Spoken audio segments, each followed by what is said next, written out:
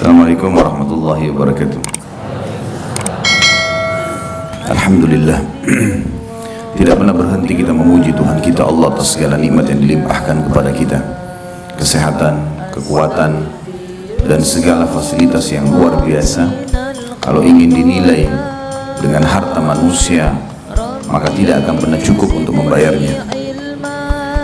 Jadi kita panjatkan salam hormat kita, salawat dan taslim yang telah diperintahkan oleh Sang Pencipta Allah untuk diucapkan kepada manusia terbaik, sebaik-baik suri tauladan. Siapapun yang mencontohi manusia terbaik ini pasti hidupnya akan tentram, bahagia, kemenangan akan diperoleh dari musuh-musuh, dan juga solusi-solusi terbaik dari masalah-masalah dunia yang sedang dilalui. Karena memang tergambarkan dalam kehidupan manusia terbaik ini seperti apa yang tadi sudah digambarkan: ketentraman jiwa, ketenangan, kemenangan, dan juga solusi yang terbaik dari masalah-masalah. Sang Pencipta Allah memerintahkan kita secara khusus orang-orang beriman untuk mengucapkan salam hormat kepadanya, dan akan dibalas 10 kali rahmat atau karunia dari Allah secara langsung. Maka sangat wajar kalau kita selalu mengucapkan salawat dan taslim kepada Nabi besar Muhammad sallallahu alaihi wasallam. Melanjutkan bahasan kita kitab Minhajul Muslim, dan kita melanjutkan adab terhadap sesama makhluk, secara khusus adab suami istri. Dan kita akan masuk pada pagi ini, semoga Allah berkahi, adalah hak-hak istri terhadap suami. Jadi ibu-ibu boleh menuntut ini, tanda kutip, dengan cara yang santun kepada suaminya, karena ini hak langsung dari Sang Pencipta Allah. Bapak-bapak wajib tahu ini, sehingga mengamalkan bukan karena istrinya, tapi karena perintah dari Sang Pencipta Allah. Saya pernah jelaskan di pertemuan sebelumnya, pentingnya seorang muslim menjadikan semua yang ada di sekitar dia ini adalah penyebab dia mendapatkan rahmat Allah. Seorang suami berbuat baik sama istrinya bukan karena istrinya, tapi karena Allah, sehingga tidak ada kejenuhan dalam berbuat kebaikan itu. Begitu pula seorang istri dalam melayani suaminya, semua karena Allah, sehingga tidak ada kejenuhan. Karena manusia bisa melalui masa-masa di mana dia jenuh, lesu, marah, sakit, ya, atau mungkin pada saat dia senang. Jadi kalau kita niatkan memang karena Allah, kita akan bisa melaluinya. Bukankah pada saat ibadah haji kita kerjakan capek sebenarnya?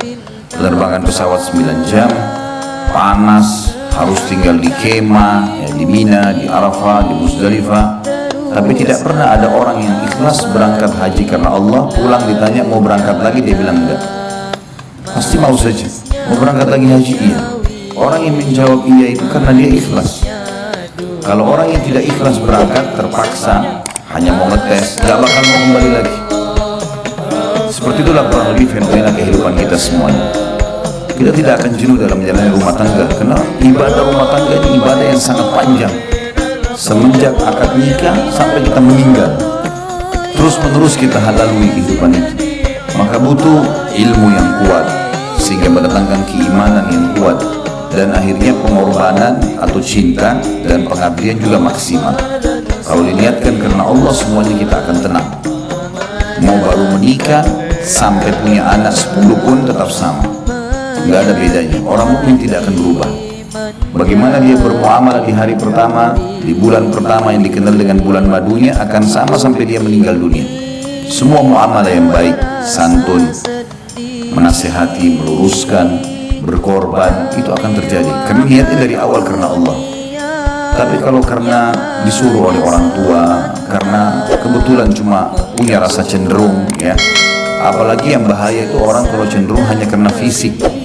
Karena kapan fisik pasangannya berubah, udah mulai keriput, udah mulai ada ubannya, maka bisa berubah semuanya. Atau orang menikah hanya karena duit, pada saat suaminya kaya, iya, pada saat sudah bangkrut ditinggal. Itu banyak terjadi. Atau maslahat-maslahat dunia yang lain, maka tentu setelah target tercapai dia akan selesai. Ini akan berbeda dengan orang yang mengikhlaskan niatnya karena Allah. Mau muda, mau tua, mau sehat, mau sakit, ini pasangan saya. Peluang untuk mendapatkan surga darinya, selesai. Gak ada kata-kata jenuh, gak ada bosan. Ummu Salamah radhiyallahu anha, istri Nabi SAW, orang yang sangat tua, Saking tuanya sudah nggak bisa layani Nabi SAW lagi biologis. Hibahkan malamnya buat Aisyah radhiyallahu anhum ajma'in. Jadi Nabi SAW bertahan. Bukan berarti karena sudah tua tidak bisa layani biologis lalu ditinggal. Udahlah nggak apa-apa. Ya, bisa nikah dengan yang lain. Siapa yang tidak suka dengan Nabi SAW. Tapi beliau menggambarkan rumah tangga itu.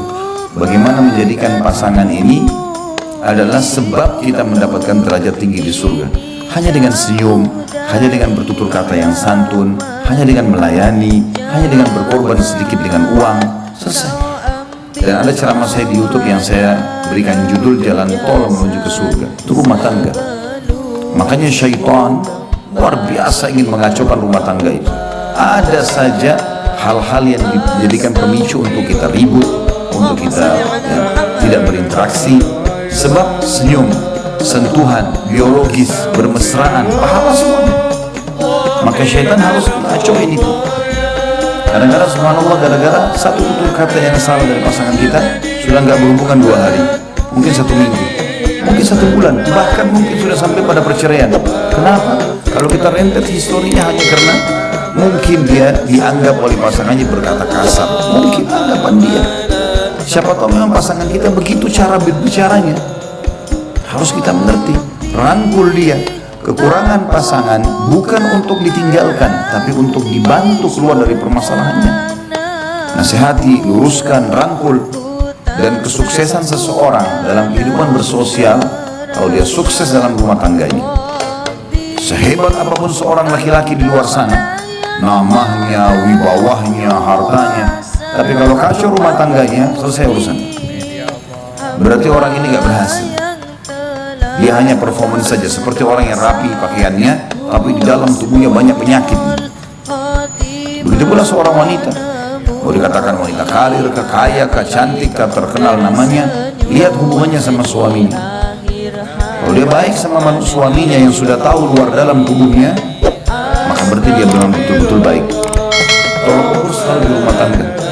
Dan ini sudah dijadikan oleh para ulama gambaran umum bagaimana menilai seseorang itu baik atau tidak di rumah tangganya. Kata Nabi SAW, khiyarukum li ahlihi. Orang yang terbaik di antara kalian adalah orang yang terbaik dengan pasangan hidupnya. Suami sama istri, istri sama suami. Itu baru manusia terbaik. Karena pasangan kita tahu semuanya. Kita bangun tidur, biasanya orang masih emosional, biasanya orang masih lesu, biasanya orang masih berantakan. Pasangan kita tahu tuh. Mungkin tidak semua orang tahu. Pada saat kita lagi hadapin masalah, atau pada saat kita sakit, yang melayani adalah pasangan kita. Pada saat kita lapar, pada saat kita lagi makan, yang senantiasa menemani makan adalah pasangan kita. Dan seterusnya. Makanya Allah Subhanahu wa Ta'ala menyebutkan istri dan suami ini libas dalam Al-Quran. A'udzubillahi minasyaitonirrajim. Antum libasul lahun, hunna libasul lahu wa antum libasul lahun. Mereka para istri itu adalah pakaian kalian, dan kalian juga adalah pakaian buat istri kalian. Apa kata ulama tafsir? Pakaian fungsinya untuk apa teman-teman sekalian? Menutup badan. Apalagi? Memperindah, ya, menutup aib-aib kita. Itu pasangan suami istri. Jadi kalau ada suami istri yang saling membongkar aib ini, tidak layak jadi pasangan ini. Dia harus tahu titik luka di badan kita pun yang tahu istri kita, yang tahu suami kita. Orang lain nggak ada yang tahu. Jadi, bahkan terkadang ada orang-orang yang luar biasa kalau memahami poin ini. Bukan cuma hal-hal yang kecil, hanya sekedar titik di badan. Ada seseorang mungkin yang bersedia untuk khidmah dengan pasangannya. Seorang dosen kami di Madinah, Dr. Salih Suhaimi, semoga Allah jaga beliau, salah satu staf pengajar di Masjid Nabawi. Kebetulan salah satu istri beliau adalah orang kita dan pernah belajar dengan saya, seorang akhwat. Waktu beliau minta dicarikan jodoh, saya sampaikan ternyata ada yang mendaftar dan akhirnya jadi istrinya. Masya Allah, sekarang sudah sampai 15 tahunan, sudah punya anak dan sudah warga negara sana kalau saya tidak salah di Madinah. Yang jelas beliau sempat cerita sama saya, karena beliau matanya buta gitu. Ini saya cerita karena kebaikan ya, untuk menjadi ibrah dan pelajaran buat kita. Jadi beliau cerita sama saya dan saya memang terharu dan kagum dengan itu ya. Beliau mengatakan karena matanya buta, saya pernah masuk ke WC, kamar mandi, lagi buang hajat, dia bilang. Karena beliau buta, beliau tidak lihat.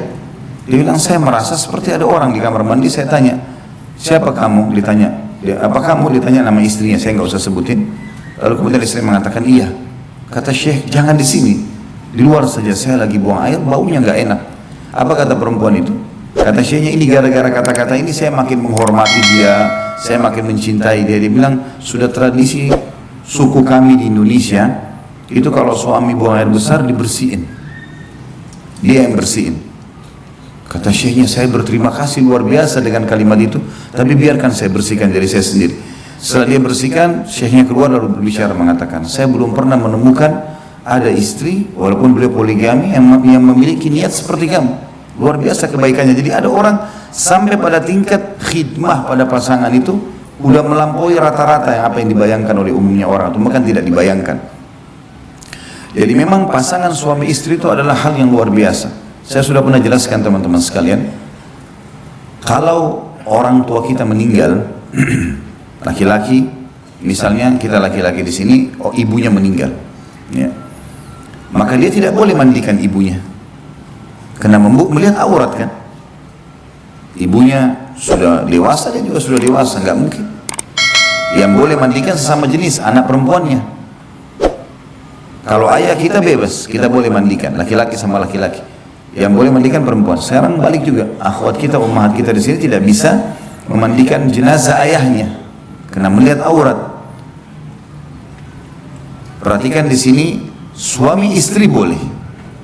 Sesuai dengan sabda Nabi SAW kepada Aisyah, wahai Aisyah, kalau seandainya kau meninggal duluan, aku akan memandikan dan mengurus jenazahmu. Karena sudah bebas untuk melihat aurat. Kita tahu juga anak-anak kita kalau sudah sinut tamyiz, umur 10 tahun, nggak boleh lagi kita mandiin. Laki-laki sini nggak boleh mandiin anak perempuannya atau lihat badannya, walaupun belum balik. Ibu-ibu juga begitu pada anak laki-lakinya, 10 tahun sudah nggak boleh. Dan umumnya Allah sudah buat mereka punya rasa malu. Biasanya kalau kita mau lihat, dia nggak mau tutup pintu segala macam, itu bagus, positif, nggak ada masalah. Tapi yang kita ingin titik beratkan adalah suami istri berlaku pada mereka segala sesuatunya. Yang selama ini badan kita selalu kalau masuk kamar mandi tutup, yang selama ini kita kalau mau keluar selalu tutup dengan kain, jadi mereka bisa mengetahuinya, atau pasangan kita bisa mengetahui. Jadi perlu difahami poin ini teman-teman sekalian. Ya. Rumah tangga itu adalah Allah memang menjadikannya sebagai tanda kutip pabrik manusia, dan saatnya di situ kita melampiaskan syahwat kita yang halal dan menikmati semua jenis kalimat, kata-kata, semua tatapan mata, semua ucapan, semua sentuhan bibir, semua sentuhan tangan, segala sesuatu. Maka harusnya kita faham poin ini. Pasangan kita diberikan hak oleh Sang Pencipta Allah dan kita harus penuhi. Kita sekarang bicara tentang haknya istri. Laki-laki di sini harus paham dan berikan itu karena Allah. Ibu-ibu juga bisa menuntut karena Allah tuntutannya, tentu dengan cara yang baik. Yang pertama adalah disebutkan oleh Syekh Abu Bakar rahimahullah, diperlakukan secara patut. Yang dimaksud secara patut adalah sebaik mungkin, semaksimal mungkin. Seorang suami bertutur kata yang baik, memerintah dengan cara baik, mengingatkan dengan cara baik. Boleh tegas, tidak boleh keras. Boleh tegas, saya nggak suka ini, jangan diulangin. Tapi nggak boleh keras. Keras itu mencaci maki, ya, memukul, itu nggak ada dalam Islam sama sekali. Orang mukmin tidak akan melakukan itu. Nggak ada laki-laki mukmin itu main tampar, main tonjok, main tendang, itu semua manusia dari mana ini? Ya? Dari hutan rimba kali masuk, ya. Dari mana ini tonjok-tonjokan dengan istri? Bukan istri lawan antum itu. Hah? Itu lakukan di sana di kancah peperangan. Musuh saja kalau sudah menyerang nggak boleh ditonjok, ditawan, apalagi istri. Ya. Baik lisannya fokus dengan pasangannya. Seperti di Saudi kita kalau keluar semua perempuan berhijab. Tidak ada sesuatu yang membuat orang akhirnya terfikir, oh ini lebih baik daripada istri saya. Kan gitu. Begitu juga wanita berhijab, maka mereka menjaga diri mereka, nggak sibuk melihat orang-orang. Kan? Walaupun kalau ada interaksi yang tidak bisa kita hindari kayak di pasar, kayak gitu, harus. Tapi biasanya yang bahaya tontonan, karena tontonan itu kan kita duduk siap menonton, kan gitu. Akhirnya kejiwaan kita siap menerima, pikiran kita siap mencerna. Ini bahaya, bisa mengubah pola hidup, pola fikir, pola makan, berubah semua dengan tontonan ini. Maka bahaya sekali. Makanya ada orang kadang-kadang nuntut pasangannya melampaui batas. Kamu harus bisa menari seperti perempuan itu. Kamu harus bisa, laki-lakinya juga menyanyi seperti laki-laki itu. Ya susah lah. Ya. Apalagi lagu India, mana ngerti dia? Nggak bakal bisa itu. Maksa pasangan kita seperti orang India, gimana cara? Kita ini orang Melayu, orang Indonesia, beda alamnya, gitu kan? Orang Indianya aja belum tentu bisa ikuti artisnya kok. Apalagi kita mau ikut-ikutan ini. Dan memang aneh kalau kita ikut-ikutan seperti itu, karena itu memang alamnya mereka beda. Jadi tidak usah ya. Kita boleh tingkatkan skill. Setiap orang yang kita perlu membaca, menambah informasi bagaimana menjadi suami yang terbaik, bagaimana menjadi istri yang terbaik. Agama sudah perintahkan dandanan yang baik, pakai minyak wangi yang wangi, sisir rambut yang wangi, ya tutur kata yang santun, sudah cukup kok sebenarnya. Dan kata beliau, berdasarkan sabda Rasulullah SAW kepada orang yang bertanya, apa hak istri salah seorang dari kami terhadap suaminya? Yang mana beliau menyebutkan, antut'imaha idza ta'imta wa taksuha idza tasaita wa la tadribil wajha wa la tukabbih wa la tahjur illa fil bait. Hendaklah engkau memberinya makan jika engkau makan. Jadi ini makanan penting sekali. Penting sekali. Sampai subhanallah saya dengar ada beberapa ummahat kita nggak mau makan sampai suaminya pulang ke rumah. Ini satu penghargaan yang luar biasa gitu. Akhirnya suami juga jadi tahu dia nggak akan makan di luar. Dia makan sedikit pulang ke rumah tetap makan di rumah. Saya sampai sekarang punya kakak ipar di kota Makassar, masya Allah. Dia menikah dengan kakak saya perempuan. Itu sampai sekarang dia sendiri bilang sama saya kalau di luar tidak makan, pulang ke rumah. Karena dia panggil nama kakak saya, dia bilang masak buat saya. Jadi sudah bertahun-tahun anaknya sudah sampai menikah, sudah ada cucunya malah. Tapi memang dia merasa makanan itu penting, punya pengaruh besar ya. Jadi ada orang subhanallah makan pikirin dirinya sendiri. Nah. Dan kalau suami pulang temani duduk makan. Istri sudah masak, teman-teman biar kenyang incipin makan sedikit. Duduk, puji makanan itu. Royal dengan pujian kepada pasangan penting. Puji, nggak apa-apa. Asal betul, tidak ada kedustaan. Gitu kan? Dalam arti kata sini pujiannya positif. Misal kita mengatakan makanannya masya Allah masih hangat ya. Yang positifnya mana? Mungkin makanannya asin, tapi kita cari yang positifnya. Oh ini makanan hangat enak ya, cocok kalau musim lagi udara begini. Ini pas sekali bumbunya atau apalah ya. Mungkin kalaupun ada kekurangan sedikit nanti lain kali dikurangin ininya ya, dengan santun dengan baik. Ya. Kan bisa semuanya nih, asal mau saja masalahnya. Kita kadang-kadang tidak mau atau bahkan mungkin belum punya pengalaman, belum tahu akhirnya tidak melakukannya atau mungkin kedangkalan pemahaman terhadap hukum syar'i. Rasulullah SAW menyebutkan hak pertama bukan rumah, bukan transportasi, makanan. Berarti makanan punya pengaruh besar loh. Sampai saya pernah bilang di dalam pelatihan rumah tangga, saya bilang ibu-ibu kalau mau suaminya tenang di rumah, penuhi 3 hal, tatapan matanya, perutnya dan kemaluannya. Karena memang wanita, laki-laki itu suka kalau dia pulang ke rumah semua sudah rapi, istrinya sudah wangi, tatapan mata, dia akan rindu untuk cepat kembali ke rumah. Ya. Kalau setiap pulang ke rumah ngomong mulutnya masya Allah baunya, ya. Dekat sedikit juga ketiaknya baunya masya Allah. Ya. Larilah si suami. Dia berharap pulang kapan istri saya tidur nih, mudah-mudahan kalau saya pulang dia sudah tidur ya. Karena takut ketemu. Kadang-kadang ada perempuan gitu dinasihatin. Bagaimana cara bahasanya? Ini saya baru beliin odol baru ya. Nggak ngerti dia. Ini odol baru ini wangi gitu. Dia nggak ngerti. Oh iya dikasih pembantu. Atau dia taruh saja dia nggak pakai. Ya harus peka memahami masalah-masalah seperti ini. Sensitif sekali. Baiklah masalah makanan penting. Dan teman-teman kalau makan sesuatu di luar enak, laki-laki belikan istri. Bawa ke rumah. Ini tadi saya makan enak. Beliin. Oh saya sudah kenyang nggak apa-apa, yang penting kamu sudah tahu tadi saya makan ini. Kan dia merasa ada kontak batin karena makanan kita perhatian, begitu juga dengan istri. Beli makanan apapun, keluar sama teman-teman, lagi ke Bogor, lagi kemana, keluar sama keluarga, tentu ada mahramnya misalnya sama keluarga. Kemudian pulang bawa makanan khas. Tadi saya makan ini enak loh, ya. Bungkusin, buatin buat suami misalnya, itu penting. Memberinya pakaian jika engkau berpakaian, ini yang tadi saya bilang berimbang di antara keduanya. Berimbang ya. Pakaian-pakaian dipakai semuanya bagus, santun, baik ya. Dan boleh kita menikmati pakaian ya, tidak ada masalah. Janganlah memukulnya pada wajah dan jangan menjelek-jelekkan. Ini yang paling banyak berbekas pada jiwa wanita, bapak-bapak sekalian. Jangan pernah jelekin dia. Sudah selesai. Gak usah bilang kamu dasar pendek, kamu dasar gemulut, kamu dasar begini. Ini hindari semua. Karena kata-kata yang kita ucapin itu terekam sampai dia mati. Kata-kata yang dia ucapin bagi kita sudah dibuang. Makanya salah satu karakter wanita yang saya bilang adalah tanda kutip pendendam. Laki-laki tidak. Sudah tahu buktinya kan? Pernah saya jelasin yang lalu. Sekarang bapak-bapak kalau lagi ribut sama istrinya, baca WA-nya nih, oh macam-macam tulisannya. Kita marah pertama, tapi 2 hari lagi kira-kira diapain WA-nya? Dihapus. Ngaku nggak? Iya kan? Paling dihapus, sudahlah, sudah selesai, gak usah disimpan. Ibu-ibu saya tanya, kalau bertengkar sama suami, dihapus WA-nya? Nah, masalahnya itu.